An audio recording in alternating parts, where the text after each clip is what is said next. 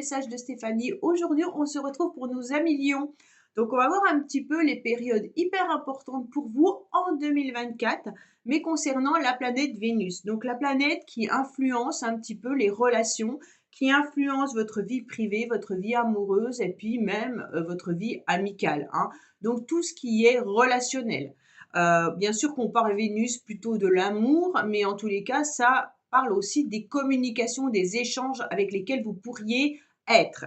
Donc, il y a des périodes néfastes, neutres, et puis des périodes de bonheur, et une période en particulier où Vénus sera au-dessus de votre signe, et à partir de là, c'est une période où vous devez la noter dans votre agenda. C'est une période où il faut tout tenter pour pouvoir réaliser ce que vous avez envie de réaliser au niveau relationnel amoureux. D'accord? Donc, c'est la période de chance, en tous les cas, et d'amour et de rencontre. C'est une période où vous avez les cartes en main. Bien entendu, comme vous le savez particulièrement, si vous ne faites rien, il ne se passera rien, hein. Là, c'est une période où si vous avez envie de rencontrer votre âme sœur, eh ben, il va falloir tout tenter à ce moment-là.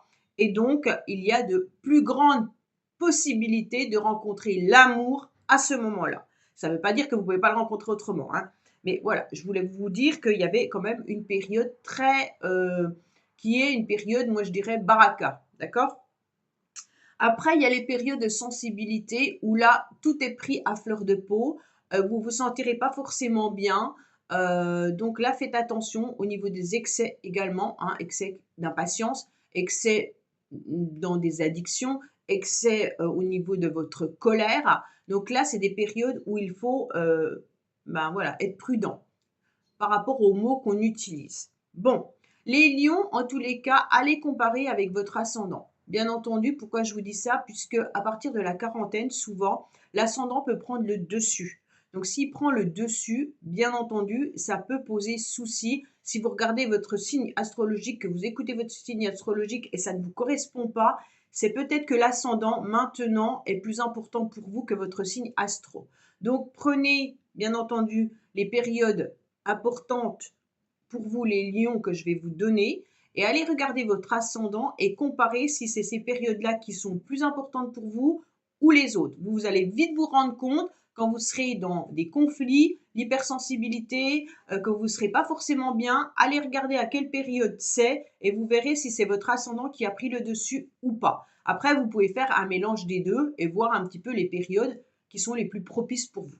Allez, on est parti les lions, bien entendu. Jusqu'au 23 janvier, vous êtes dans une bonne période, beaucoup de diplomatie et vous êtes protégé. Donc là, c'est intéressant au niveau relationnel. 23 janvier au 16 février, c'est une période neutre, donc ni mauvais ni bon. 16 février au 11 mars, attention, vous êtes dans une période d'opposition, de sensibilité, beaucoup de fatigue. Attention aux excès qui peuvent être bien entendu la gourmandise, les dépenses financières, qui peuvent être des addictions autres. Attention aussi à l'impatience. Vous serez peut-être dans une période où vous avez envie de faire accélérer les choses et elles ne pourront pas aller plus vite puisqu'il y aura des blocages. Donc là, c'est une période quand même qui dure assez longtemps. 11 mars au 5 avril, vous serez dans une période où il ne se passera pas grand-chose. 5 avril au 29 avril, vous êtes une période très protectrice. Beaucoup de charme, beaucoup de séduction. Là, vous pouvez y aller. Les anges vous protègent, donc il n'y a pas de souci là-dessus. C'est une bonne période. 29 avril au 23 mai, pas génial. Donc là, c'est des conflits, l'hypersensibilité, on prend tout à fleur de peau, on n'est pas très très bien au niveau de nos émotions, on ne sait pas comment faire. Gardez un petit peu votre langue par rapport aux mots qui pourraient dépasser vos pensées. En tous les cas, faites attention à vous. 23 mai au 17 juin, c'est une période délicieuse. Donc, c'est une période où il se passera des bonnes choses très agréables au niveau relationnel, amoureux et familial. 17 juin au 11 juillet, c'est une période neutre. Et là, c'est votre période à vous, où vous devez la noter partout, sur votre agenda, sur votre frigo, vous la notez où vous voulez, vous la retenez. Mais en tous les cas, c'est où Vénus passe au-dessus de votre signe et où on vous donne un petit peu plus d'énergie, mais surtout beaucoup plus de chance, d'accord?